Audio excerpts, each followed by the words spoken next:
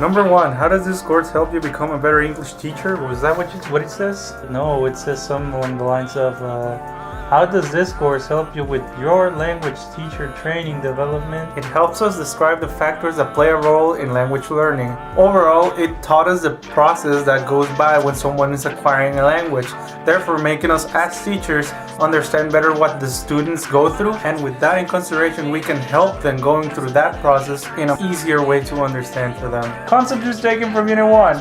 It's Unit 1, boys! Second language acquisition. The process of learning a language different from the user's mother tongue. So, Unit 2. In this unit, we'll learn the children language characteristics, which consist of grammatical morphemes acquisition. These are learned in the following order: present continuous progressive, plurals, irregular past tense, possessive, copula, articles, regular past, third person singular present, and the auxiliary be. Then there is negations. These are learned in the following order: no, include don't, include can't, and then the proper use of auxiliaries. And they also learn questions. Few words with rising intonation, chunks of questions, then they use more complex structures, then they produce the question structures themselves, then they can do some questions with subject and auxiliary. After that, they're able to use WH questions with the auxiliaries. And lastly, they can produce regular negative questions. And now the role of first language in second language development. Like, when learning a second language, there's usually a level of consideration when it comes to the first language in itself. This is because we try to apply the rules that we already know from our previous language into the new one, which is incorrect to a certain degree, but this is what develops accents. And yes, it also can be harmful to a certain point, but in other points it can be beneficial. It depends on the languages, of course, but I believe that if the languages are similar, then these rules can very well apply. Unit 3, boys! So, the theories of the second language acquisition. The theories of SLA.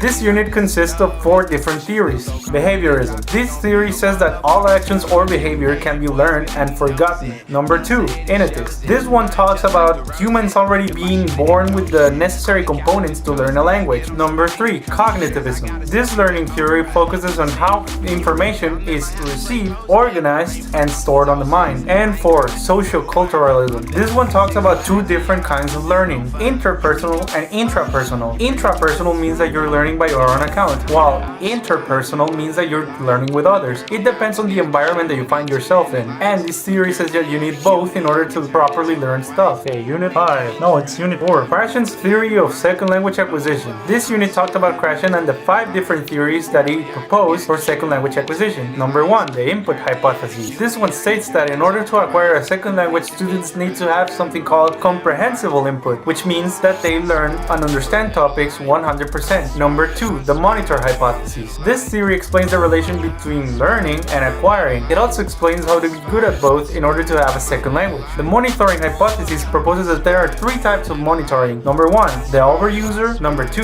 the underuser. And number 3, the optimal user. Where the overuser is someone who checks too much on accuracy when they talk, and the underuser is someone who tries to communicate without regard of whether or not what they say makes sense. It is the optimal user who has a balance of these 2 things, who are able to communicate more effectively. Number 3, the acquisition learning hypothesis.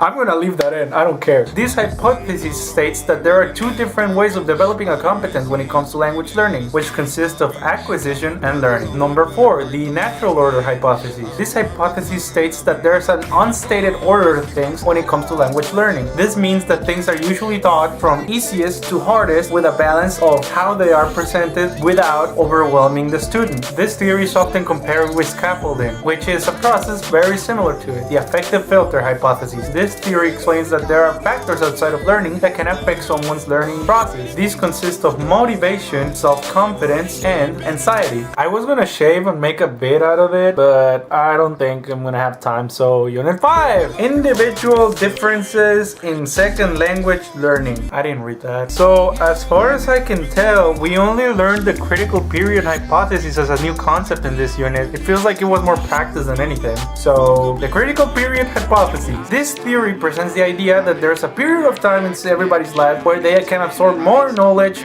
when it comes to language learning. It states that this age is between childhood and teenage years. I honestly do not agree with this hypothesis. I'm just throwing that out there. Unit 6. What is it?